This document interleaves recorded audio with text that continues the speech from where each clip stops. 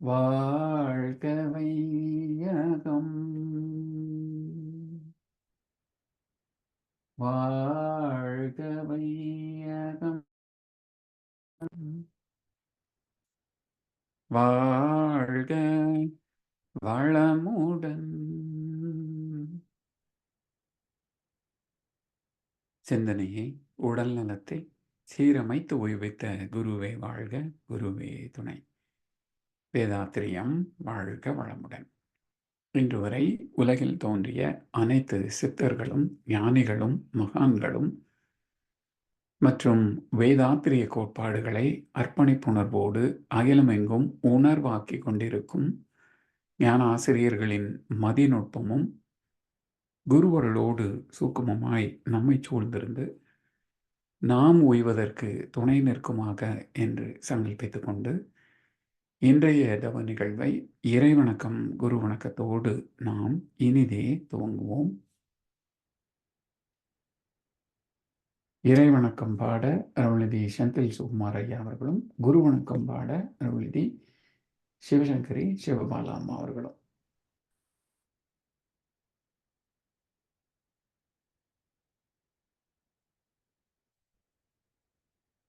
வாழ்க வளமுடன்.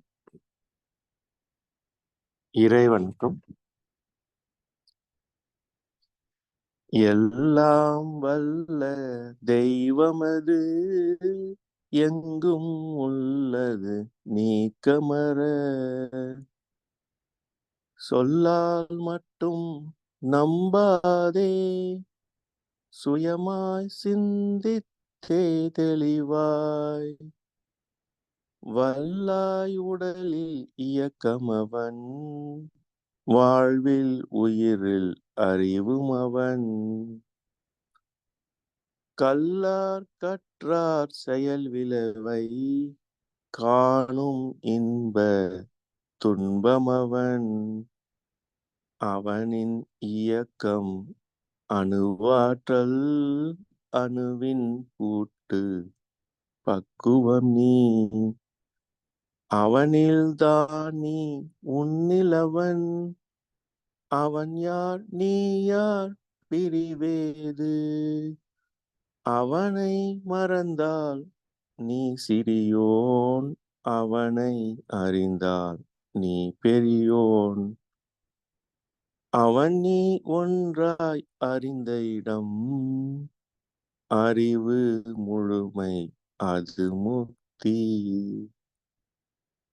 வாழ்க வளமுடன். வாழ்க வளமுடன். குரு வணக்கம். தந்தை தாய் ஈருயிரும் ஒன்று சேர்ந்து தழைத்ததொரு உடலாகி உலகில் வந்தே, அந்த ஈருயிர் வினைகள் அறமோ மற்றோ அளித்த பதிவுகள் எல்லாம் என் சொத்தாச்சு,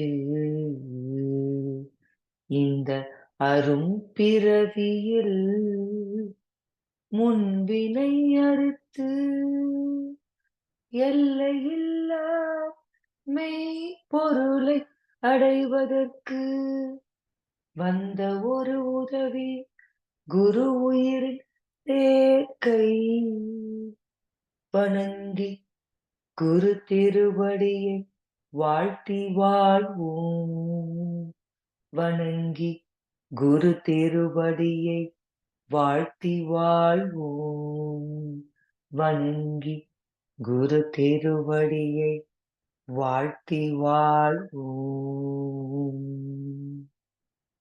வாழ்க வளமுடன். வாழ்க வையகம், வாழ்க வையகம், வாழ்க வளமுடன். குரு வாழ்க, குருவே துணை. இன்று நமக்காக ஆழ்க 9 மைய தவம் நடத்திய அருள்நிதி சிவசங்கரி அம்மா அவர்களை வாழ்த்துவோம். அருள்நிதி சிவசங்கரி அம்மா அவர்கள் வாழ்க வளமுடன். அவர்களின் அன்பு குடும்பம் வாழ்க வளமுடன். அவர்களின் உடல் நலம், பொருள் வளம், மனவளம் மற்றும் அவர்களின் ஆன்மீக தொண்டு வாழ்க வளமுடன். வாழ்க வளமுடன். வாழ்க வளமுடன்.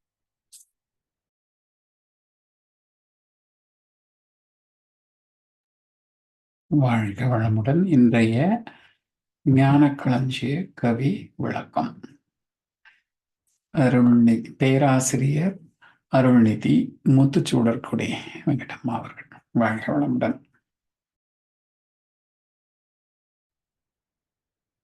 வாழ்க வையகம், வாழ்க வையகம், வாழ்க வளமுடன்.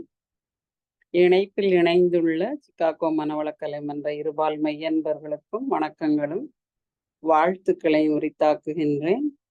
இன்றைய ஞான களஞ்சிய கவி தலைப்பு ஊக்கம் உயர்வு தரும், பாகம் 2, 814வது கவி.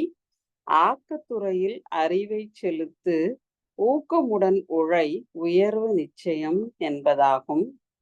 ஆக்கத்துறை என்பது தனி மனிதன் தனக்குரிய தேவை மற்றும் வசதிகளை நிறைவேற்ற ஏதேனும் ஒரு தொழிலை செய்வது மட்டுமல்லாமல் அத்தொழிலால் சமுதாயமும் உலகமும் பயன்பெறச் செய்வதே ஆக்கம் தரும் செயலாகும்.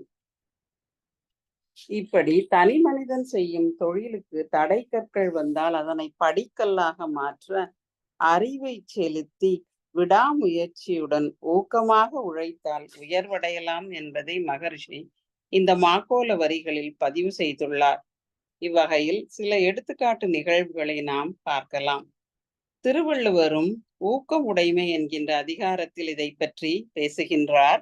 ஆக்கம் அதர்வினாய் செல்லும் அசைவிலா ஊக்கமுடையான் உழை. அதர் என்றால் வழி என்று பொருள், வினா என்றால் கேள்வி, உழை என்றால் பக்கம். இதில் ஆக்கம் என்பது செல்வம், அருட்செல்வம், பொருட்செல்வம் இரண்டுக்கும் பொருந்தும். அதர் என்றால் வழி, அதாவது ஊக்கமாய் உழைப்பவன் இருக்கும் இடம் விசாரித்து தேடி செல்வம் அவனே அடையும். ஊக்கமுடன் உழைப்பவன் யார் என்று தேடி அவனோட அட்ரஸை கேட்டு ஆக்கமானது அவனை தேடி, செல்வமானது அவனை சென்று அடையும். உழை என்றால் அவன் பக்கம், உழை என்றால் பக்கம் என்று பொருள். இதுவே குறளின் பொருள். அடுத்து நாம் நமது மகரிஷியை எடுத்துக்காட்டாக எடுத்துக்கொள்ளலாம். தன் குடும்ப ஏழ்மையை போக்க மகரிஷி இரவு பள்ளியில் ஆங்கிலம், அறிவியல் முதலிய பாடங்களை நன்கு முயற்சி செய்து கற்றார். வேலை தேடி சென்னை சென்று குதிரை பந்தய அலுவலகம், அஞ்சல் அலுவலகம் இவற்றில் வேலை செய்தார். இறுதியில் லுங்கி நெசவு தொழிலில் செல்வம் பொங்கி வழிந்தது அவருக்கு. அத்துடன் அமையாமல் சமுதாயத்தின் வறுமையை போக்க ஆராய்ந்தார். நல்லாட்சி அமைதல், அனைவருக்கும் கல்வி, வேலை வாய்ப்பு, உழைப்பு இவற்றால் வறுமையை ஒழிக்கலாம் என்று கண்டறிந்தார். ஆன்மீகத்தில் அறிவியலை புகுத்தினார். இதன் மூலம் ஒரே தெய்வம், பரவெளி, சுத்தவெளி, மெய்ப்பொருள், அதுவே உயரருள் பேராற்றல், பேராற்றலும் பேரறிவு நிறைந்த இறைவெளியின் தன்மாற்றமே பிரபஞ்ச உற்பத்தியும் உயிரின பரிணாமத்திற்கும் அடிப்படை என விஞ்ஞானிகளும் ஒத்துக்கொள்ளும் வகையில் தன் அறிவாராய்ச்சியில் உயர்ந்தார். பல மதங்கள், பல கடவுள் பழக்கம் ஒழித்து உண்மை ஒன்றை தேர்ந்திட வழி செய்தார். Vethathiri model of origin of universe என்கின்ற புதிய கொள்கையை இயற்பியல் துறைக்கு வழங்கினார். விஞ்ஞானிகள் வேதாத்ரி மகரிஷி வழியில் பிரபஞ்ச உற்பத்தி பற்றிய வான இயற்பியலை, ஆஸ்ட்ரோபிசிக்ஸ் வான இயற்பியலை ஆராய்ந்து வருகின்றார்கள். அதன் வழியே மகரிஷிக்கு நோபல் பரிசு கிடைக்க வாய்ப்புள்ளதாக அறிஞர்கள் கூறியுள்ளனர். துரிய தவத்தில் நமது மகரிஷிக்கு போகர் என்ற சித்தர் காட்சி கொடுத்து உனக்கு உலக பரிசு வர உதவுவேன் என்று உறுதியளித்துள்ளார். இப்படி மகரிஷி ஆக்கத்துறையில் அறிவை செலுத்தி உழைத்து உயர்ந்துள்ளார். அடுத்து எடுத்துக்காட்டாக நாம் காரைக்குடி அழகப்ப செட்டியாரை எடுத்துக்கொள்ளலாம். கல்வி கற்று அயல்நாடு சென்று பட்டம் பெற்றவர் அழகப்ப செட்டியார். இந்திய விடுதலை போரில் சிறை சென்றவர். 1947 இந்தியா சுதந்திரம் பெற்றதும் பண்டித ஜவஹர்லால் நேரு பிரதமராக நாட்டுக்கு அறிவியல் அடிப்படை தேவை என்று அறிவியல் கல்விக்கு நிறுவனங்கள் அமைத்திட வசதி படைத்தவர்களிடம் கோரிக்கை விடுத்தார். 1948 கல்கத்தாவுக்கு வந்த பிரதமர் நேருவை காரைக்குடி அழகப்ப செட்டியார் சந்தித்தார். காரைக்குடியில் மின் வேதியியல் ஆய்வு நிறுவனம் அமைத்திட 300 ஏக்கர் நிலமும் 15 லட்சம் ரூபாயும் தருகிறேன் என்றார். அதனை ஏற்றுக்கொண்ட நேருவும் காரைக்குடியில் அறிவியல் மற்றும் தொழில் வளர்ச்சி ஆய்வு மன்றம், அதாவது CSIR, council of scientific industrial research, மற்றும் மின் வேதியியல் ஆய்வு நிறுவனம் CECRI, central electrochemical research institute ஆகியவை நிறுவப்பட்டன. படித்தவர்களுக்கு வேலையும் நாட்டு முன்னேற்றத்திற்கு அறிவியல் துறை வளர்ச்சியும் இவற்றால் ஏற்பட்டுள்ளது என்று கூறினால் அதில் மிகையில்லை. இது காரைக்குடி அழகப்பா செட்டியாரின் ஆக்கத்துறையில் அறிவை செலுத்தி உயர்ந்தமைக்கு எடுத்துக்காட்டாகும். கலைக்கல்லூரிகள், அறிவியல் கல்லூரிகள், மருத்துவம் மற்றும் பொறியியல் கல்லூரிகளை பலவற்றை தமிழ்நாடு, கர்நாடகா மற்றும் கேரள மாநிலங்களிலும் நிறுவியுள்ளார் அழகப்ப செட்டியார். 49 வயது வரை வாழ்ந்த அழகப்ப செட்டியார் மிக உயர்ந்த ஆக்கத்துறையில் அறிவை கல்வி நிறுவனங்களை நிறுவி உயர்ந்த புகழை பெற்றார் என்று கூறினால் மிகையில்லை. அடுத்த எடுத்துக்காட்டாக நாம் பென்னி குயிக் அவரை எடுத்துக்கொள்ளலாம். கிபி 1895 சென்னை மாநிலத்தை ஆண்ட ஆங்கிலேயர்கள் ஆட்சியில் பொதுப்பணித்துறை தலைமை பொறியாளராக பணியாற்றிய லண்டனை சேர்ந்த பொறியாளர் பென்னி குயிக் மதுரை மாவட்டம் முல்லை பெரியாறில் அணை கட்டினால் தமிழ்நாட்டில் உற்பத்தியாகும் ஆற்று நீர் அரபிக்கடலில் சென்று வீணாவதை தடுத்து மதுரை, பெரியகுளம், ராமநாதபுரம் விவசாய நிலங்களுக்கு தண்ணீர் வசதி கிடைக்கும் என்று பென்னி பரிந்துரைத்தார். பல லட்சம் ரூபாய் மதிப்பீட்டில் அணை கட்டுமானம் பாதி வேலை முடியும் போது பெருமழை பெய்து கட்டுமானப்படி இடிந்து போயிற்று. அரசாங்கம் மேலும் நிதியுதவி செய்ய இயலாத நிலையில் செய்யவும் இல்லை. விவசாயிகள் பயிர் செய்ய முடியாமல் பஞ்சத்துக்கு ஆளானதை பார்த்த பென்னி குயிக் லண்டன் சென்று தன் சொத்து, வீடு, வாசல், நகைகள், மனைவியின் நகைகள் அத்தனையும் விற்று தன் சொந்த செலவில் அணை கட்டி முடித்தார். அரசாங்கம் அவருக்கு உதவவில்லை. வறுமையில் வாடி வாழ்க்கை முடிந்தது. பெரிய குளத்தில் பென்னி குயிக்கு கோயில் கட்டி இன்றும் வழிபடுகிறார்கள் நமது விவசாயிகள். இப்படி பொது நன்மைக்கு தன்னை அர்ப்பணித்த பென்னி குயிக்கின் ஆக்கத்துறை அறிவும் உழைப்பும் தியாகமும் காலத்தால் அழிய முடியாது, அழிவதும் இல்லை. அடுத்து நாம் APJ அப்துல் கலாமை எடுத்துக்காட்டாக எடுத்துக்கொள்ளலாம். அவர் முதலில் தனது இளமையில் பேப்பர் பாய் தினசரி நாளிதழ்களை வீடு வீடாக சென்று போட்டார். உற்ற செல்வம், உடல் உழைப்பு, அறிவு ஆகியவற்றால் அவர் வானத்தில் பறக்கும் பறவையை பார்த்து ஏரோநாட்டிக்கல் இன்ஜினியரிங் படிக்க வேண்டும் என்ற ஆவல் கொண்டார். அவரது இளைய சகோதரி அவரது வளையலை விற்று APJ அப்துல் கலாமை படிக்க வைத்தார். திருச்சி சென்ட் ஜோசப் கல்லூரியில் பிசிக்ஸ் படித்தார். அதுக்கப்புறம் சென்னை MIT ஏரோநாட்டிக்கல் இன்ஜினியரிங் துறையில் சார்ந்து அந்த கல்வியை கற்றார். பின்பு உள்நாட்டிலேயே டெஹ்ராடூனில் விமான பைலட் ட்ரைனிங்கில் சேர்ந்தார். அப்போது 7 நபர்கள் தேர்வு செய்யப்பட்டார்கள். இவர் 8வது நபராக இருந்ததால் தேர்வு செய்யப்படவில்லை. மனமுடைந்த APJ அப்துல் கலாம் ரிஷிகேஷ் சென்று ஒரு சுவாமி சிவானந்த சுவாமியை சந்தித்து தனது இயலாமை, தான் தேர்வு செய்யப்படாத நிலைமையை, துன்பத்தை அவரிடம் எடுத்துரைத்தார். அப்போது சிவானந்த சுவாமி ஒரு வழி அடைத்தால் மறுவழி திறக்கும் என்று சொன்னதால் அதற்கு அடுத்து defence research and development organisation DRDOவில் சேர்ந்தார். அதன் பின்பு பிளேன் மேனுஃபேக்சர், அதாவது இஸ்ரோவில் இணைந்து விக்ரம் சாராபாய், SLV-3, அக்னி, பிருத்வி, ஆகாஷ் போன்ற ஏவுகணைகளை நிறுவி ஏவுகணை நாயகன், ராக்கெட் மேன் என்று அழைக்கப்படும் நிலைமைக்கு உயர்ந்தார். அதன் பின்பு ஜனாதிபதி ஆனதற்கு பின்புதான் அவர் வெளிநாடு சென்று சென்று வந்தார். அதுவரை வந்து அறிவியல் துறையில் முன்னேற்றம் அடைந்தாலும் வெளிநாடு சென்று வரும் வாய்ப்பு அவருக்கு கிடைக்கவில்லை.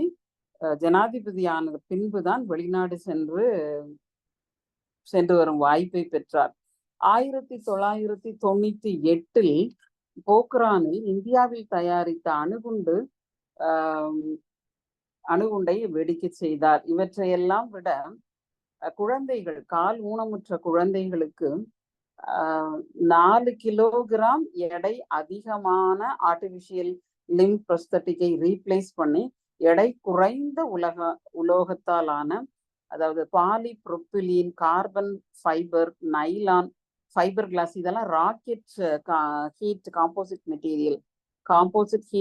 இது ராக்கெட் வந்து ப்ரிப்பேர் பண்றதுக்குரிய மெட்டீரியலை வச்சு குழந்தைகளுக்கு வந்து ஆர்டிபிஷியல் லிம் 400 கிராம் எடை குறைந்த உலோகத்தால் செயற்கைக்காலை உருவாக்கினார். ஏவுகணைகள் நிறுவினதை விட இந்த எடை குறைந்த உலோகத்தாலான செயற்கைக்கால் செய்ததுதான் எனக்கு மகிழ்ச்சி என்று ஒரு சென்னை கான்வெகேஷன் உரையில் அவர் இந்த செய்தியை வந்து குறிப்பிடுகின்றார். மற்றும் இதய சிகிச்சைக்குரிய அந்த ஸ்டென்ட், அதையும் அவர் உருவாக்கி பெருமிதம் பெற்றார். இந்தியாவின் 11வது குடியரசுத் தலைவராக அவர் பணியில் அமர்ந்தார். அவருடைய அறிவு, படிப்பு, ஊக்கம், உழைப்பு இவற்றால் உயர்ந்த இலக்குகளை அடைய அறிவை செலுத்தி இளைஞர் பட்டாளத்தை தன் பக்கம் இழுத்தார். வெள்ளத்தனைய மலர் நீட்டம் மாந்தர்தம் உள்ளத்தனையது உயர்வு, உள்ளுவதெல்லாம் உயர் உள்ளல் மற்றது தள்ளினும் தள்ளாமை நீத்து. படிப்படியாக கல்வியில் உயர்ந்து சென்னை MITயில் விமானத்துறை ஏரோநாட்டிக்கல் என்ஜினியரிங் பற்றி படித்து பட்டமும் பெற்றார். எனவே நாமும் ஆக்கத்துறையில் அறிவை செலுத்தி ஊக்கமுடன் உழைத்து உயர்வை பெறுவோமாக என்று கூறி உரையை நிறைவு செய்கின்றேன். வாழ்க வையகம், வாழ்க வையகம், வாழ்க வளமுடன். நன்றி. வாழ்க வளமுடன். இன்றைய ஞான களஞ்சிய கவிக்கு சிறப்பாக தமிழிலே விளக்கம் வழங்கிய ஞானாசிரியர் பேராசிரியர் அருள்நிதி முத்துச்சுடர்குடி வெங்கடேஸ்வரன் அம்மா அவர்களும் அவரது அன்பு குடும்பத்தினரும் அருட்பெயர் ஆற்றல் கருணையினால் உடல் நலம், நீளாயுள், நிறை செல்வம், உயர்புகழ், மெய்ஞானம் ஓங்கி வாழ்க வளமுடன், வாழ்க வளமுடன், வாழ்க வளமுடன். பாடல்கள் பாடி நிறைவு செய்யும் தருணம் இது. வேதாத்திரிய பாடல் பாட அருள்நிதி செந்தில் சுகுமார் ஐயா அவர்களும், பிரம்மஞான கவி பாட அருள்நிதி ஸ்ரீராம் ஜெயபிரகாஷ் ஐயா அவர்களும், உலக நல வாழ்த்து பாட அருள்நிதி முத்துச்சுடர்குடி அம்மா அவர்களும். வாழ்க வளமுடன். வாழ்க வளமுடன். வேதாத்திரிய பாடல்.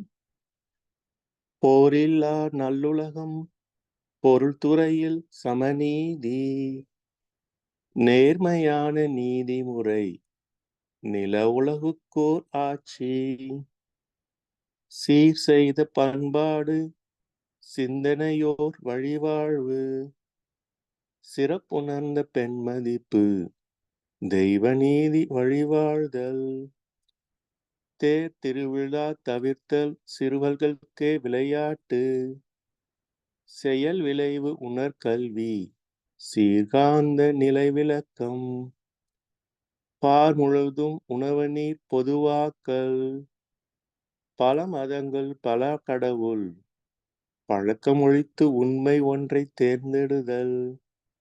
வாழ்க வளமுடன்.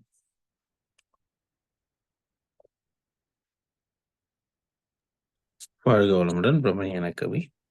இறைவெளியே தன்னை இருக்க சூண்டழுத்தும் மாற்றல், இதன் திணிவு மடிப்பு விழ சுழலும் நுண்விண்ணாம், நிறைவெளியில் விண் சுழல நெருக்குகின்ற உரசல், நிலைவெளியில் எழுப்புகின்ற நேரலைகள்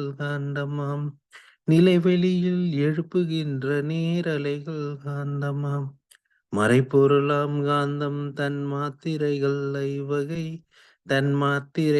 ஐவகை மலைக்காதீர்வின் கூட்டம் மாபூதம் ஐந்துமாம்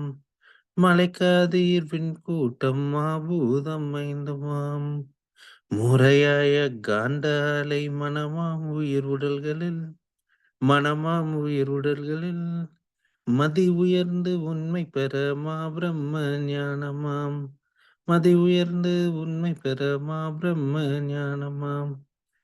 பிரம்ம ஞானமாம்.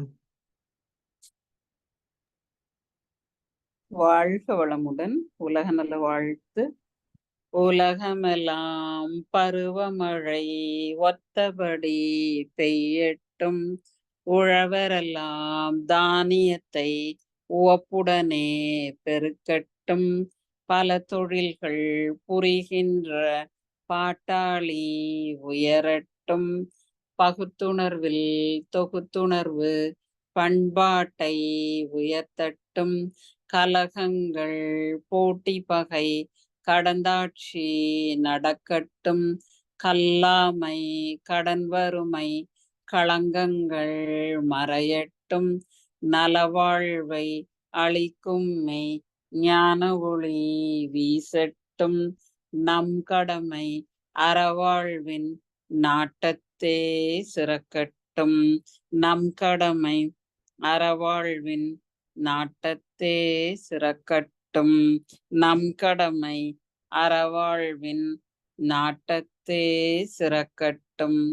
வாழ்க வையகம், வாழ்க வையகம், வாழ்க வளமுடன். நன்றி. வாழ்க வளமுடன். இன்றைய தவத்தில் கலந்து கொண்ட அன்பர்கள், தவத்தை வழிநடத்தியோர், நற்சிந்தனை வழங்கியோர், பாடல்கள் பாடியோர் அனைவரும் வாழ்க வளமுடன்.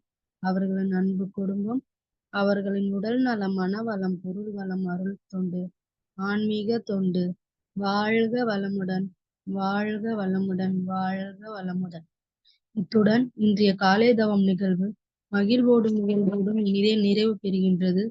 இறை அருளும் குரு அருளும் நம் அனைவரையும் எப்பொழுதும் சூழ்ந்திருந்து நம்மை இந்த இறைநிலை உணர்பயணத்திலேயே சிறந்த முறையிலே வழிநடத்தட்டும் என அனைவரையும் வாழ்த்தி வணங்கி நன்றி கூறி அமைகிறோம்.